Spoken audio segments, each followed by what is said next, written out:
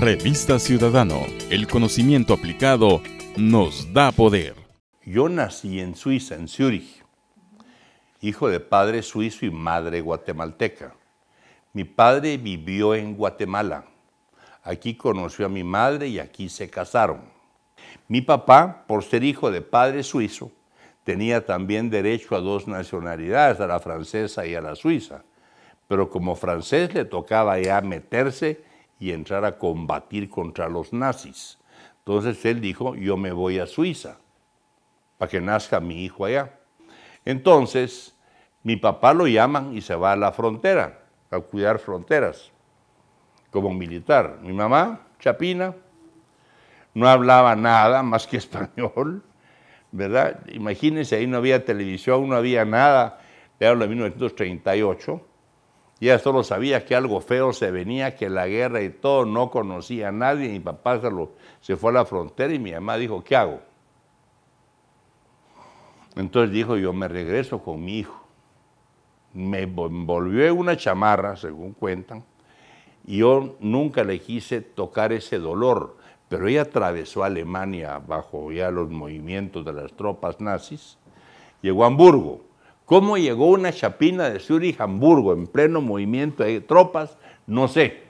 El hecho es que ella se embarcó ahí y se vino para Guatemala conmigo. ¿Qué vi de Suiza? Nada. ¿Conocí a mi papá? No. Ella se va con su mamá. Mi mamá era de apellido Valladares, Cofiño Valladares. Mi abuela era Valladares de la Vega. Entonces se queda con su mamá, Valladares de la Vega.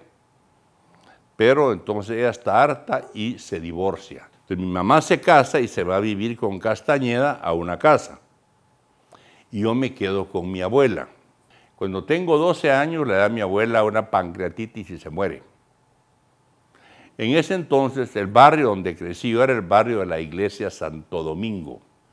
Al morir mi abuela, me voy a vivir con mi mamá, mi padrastro y mis hermanos. Y ahí estoy, de 12 años, pero viví ahí solo como año y medio, porque vino después y mi padrastro se vio involucrado en el golpe de Estado para Castillo Armas, lo que se llama el levantamiento de la Politécnica o el golpe el 3 de agosto. Entonces mi papá, mi padrastro, mi mamá y mis hermanos se van al exilio. Tienen que irse de Guatemala o los matan por el fanatismo y se van a vivir al Ecuador. Entonces, ¿qué hacen conmigo?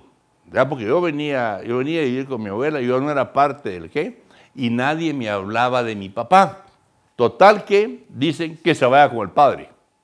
Y es que el padre, cuando yo sacaba una nota un poco mala, me mandaban con el padre Franco, que tenía una biblioteca maravillosa, a estudiar literatura, historia, y el padre me tenía así en jaque. Y yo asumo, cuando me preguntan si yo tenía alguna inclinación por la matemática o algo, yo digo, las acciones de la vida, la acción del ser humano es siempre en busca de ser querido. Lo que todos queremos es que nos quieran. Entonces, si no sentimos el sentimiento del amor, estamos fregados. Entonces, vamos a actuar para que la gente, la familia, nos reciba, para sentirnos bien recibidos. Yo noté, así debe haber sido, no lo puedo jurar, ¿verdad?, que si yo hacía matemáticas, y así, mis compañeros todos, Suger, explícanos, Suger, danos clase. Entonces yo dije, sabiendo matemáticas, todo el mundo se acerca a mí, todo el mundo me quiere. Cuando llegaba uno a la escuela me echaban flores. Es que Suger es un genio matemático, no hay tal genio. Yo me rajaba los hombros toda la noche y dije, la matemática, y mientras más leía, vi a través de la historia que en Francia, en todos lados, el matemático, el que hace ciencia pura, física, es muy respetado, es como el artista. ¿Verdad? Bueno, entonces yo me empecé a meter a la mate y me enamoré de la matemática. Pero yo me fijé en Einstein. Entonces me entró la locura, yo quiero ser como Einstein, ¿verdad? Entonces empecé a hablar de que quería ser como Einstein, lo decía, decime todo, ¿verdad?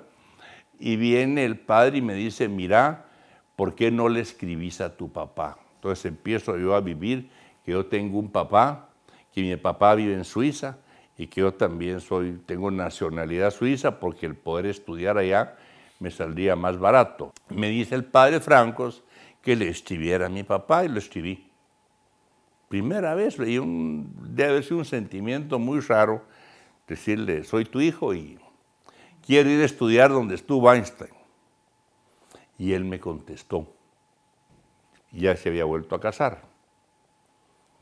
Entonces me contesta, sí, yo te puedo dar casi comida, no te puedo pagar la universidad, tenés que ver qué haces, pero honestamente dudo que podás ganar el examen de admisión al Politécnico de Zúrich, que es donde estuvo Einstein.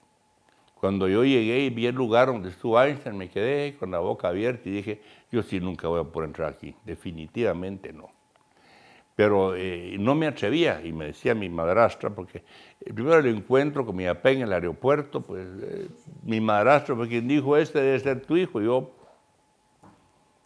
éramos dos extraños. Ahí empezó una vida muy diferente para mí. O sea que el sentimiento de pertenencia no logré desarrollarlo. Si viví con la abuela, viví con tía abuela, viví con mi madre, que no la identifiqué a mi madre, a mi padrastro, mis hermanos eran, pero no compartíamos.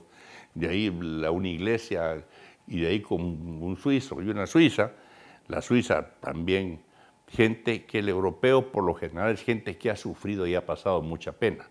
La vida en Europa es dura y los que vivieron el tiempo de la Segunda Guerra Mundial, la vida fue muy, muy dura.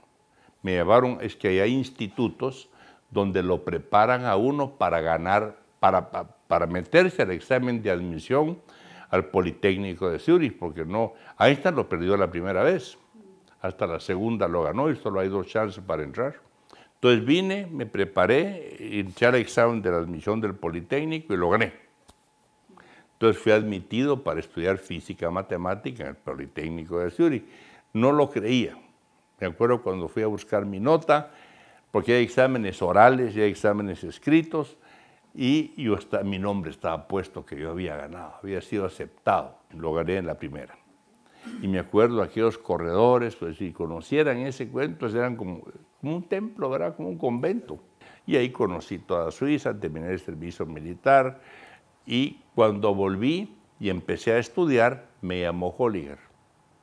Y me nombraron, y tengo mis cartas, profesor de geometría del espacio en el Minerva, donde me había preparado. Entonces empecé a dar clases ahí. Y empezaron a llamar de otros institutos y de repente yo estudiaba y daba clases. Y mi vida estaba marcada, quería enseñar, la docencia me capturó completamente y la investigación. Y ahí antes de terminar, en el último año me contrató la IBM en el Centro de Investigación de Física de Estado Sólido en Suiza. Entonces trabajé para IBM, estaban haciendo el primer disco magnético y trabajé con físicos muy connotados, premios Nobel, y me sentí muy a gusto. En eso vine a Guatemala a dar un micolazo. Me pude escapar de mi padre por insistencia de la abuela que logró algo ahí. Entonces vine y aquí conocí a mi esposa y volví a sentir el sabor de Guatemala. Y el rector de la San Carlos era don Jorge Arias de Blois. Me dijo, denos una conferencia usted ahí, di mi conferencia, y me dijo, ¿por qué no se queda? Queda dando clases, estamos iniciando los estudios básicos. 1964. Decidí quedarme, me casé y entré a San Carlos a dar clases de lleno. Yo dije, aquí puedo ayudar más, soy más útil aquí que en Suiza. Allá hay una barbaridad de profesores, allá en Suiza, de gente haciendo investigación hay, pero aquí sí había que apoyar a los profesores de la Facultad de Ingeniería. Entonces me puso el rector a actualizar a los profesores en matemática y dirigí las cátedras de física y matemáticas. Trabajaba 13 horas diarias y ahí tuve miles de estudiantes en básicos de San Carlos. Yo trabajé con un físico, Paul Erdős, en la IBM.